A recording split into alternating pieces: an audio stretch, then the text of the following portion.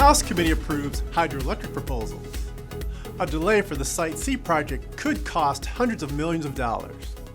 A bull market emerges amidst rumors of an Indian hydroelectric power bailout.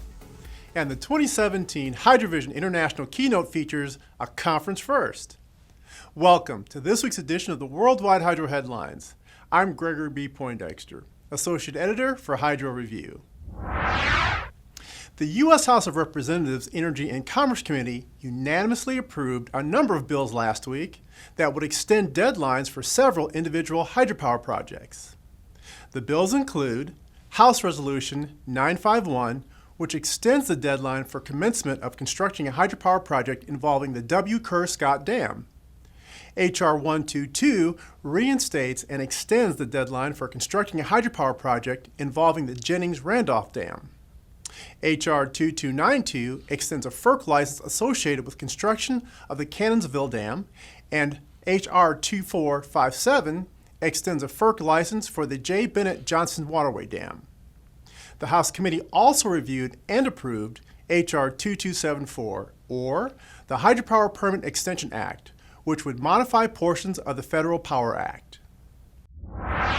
Last week, in response to calls to postpone signing any additional contracts for the Site C project in British Columbia, Canada, BC Hydro President Jessica McDonald said pushing back the construction scheduled by 1 year could cost an additional $630 million. The 1,100 megawatt project is estimated to cost $8.8 billion. The current BC administration wants to move forward, but a new political power base is set to take office in the next few months, and they would like to review all contracts and financials for the Crown Corporation utility. To learn more about this complex issue, search hydroworld.com using the keyword phrase Site C.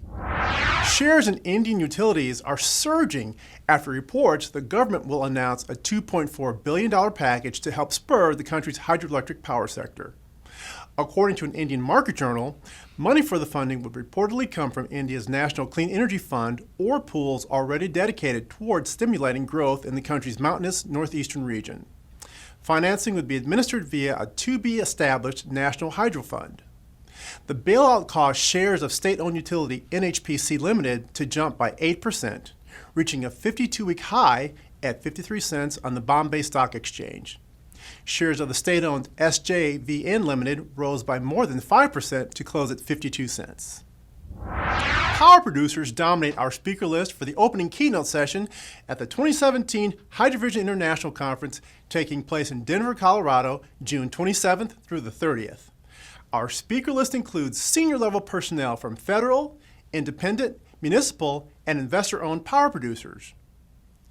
They include Brian Good, the Chief Administrative Officer of Municipal Utility Denver Water.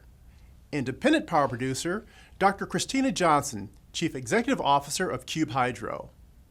Robert Rowe, President and Chief Executive Officer of Northwestern Energy, an investor-owned utility.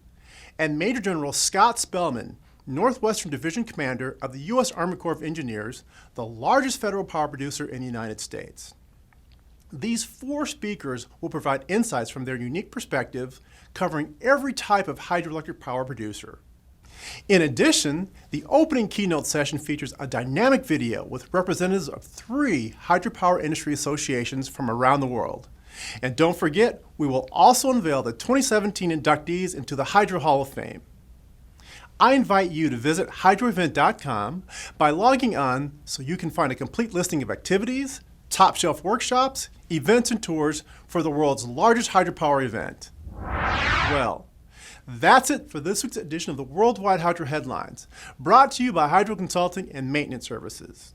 Make sure you check us out on Twitter, LinkedIn, and Facebook. And remember, we deliver hydro information at high capacity.